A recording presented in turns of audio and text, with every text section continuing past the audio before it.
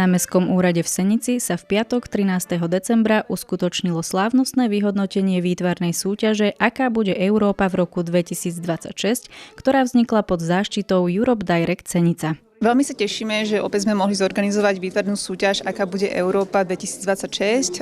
Tejto súťaži sa pýtame mladých umelcov, ako si predstavujú tú Európu v nasledujúcom roku. A my sa vždy veľmi tešíme, že tú Európu si predstavujú veľmi pozitívne, veľmi optimisticky, plnú pozitívnych udalostí, zážitkov. A chceli by sme veľmi pekne poďakovať či už deťom, rodičom, ale taktiež pedagógom, ktorí vlastne podporujú tieto deti v ich výtvarnej tvorbe. Táto súťaž má 4 hlavné kategórie. Je to kategória materských škôl, prvý stupeň základných škôl, druhý stupeň základných škôl a kategória ZUŠ.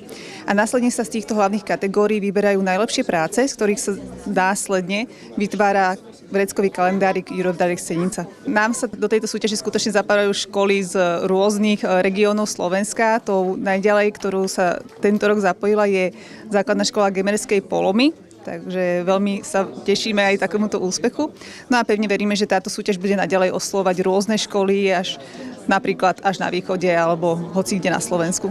Špeciálna cena, teda cena primátora mesta Senica, bola udelená Lare Albrecht zo základnej umeleckej školy v Senici.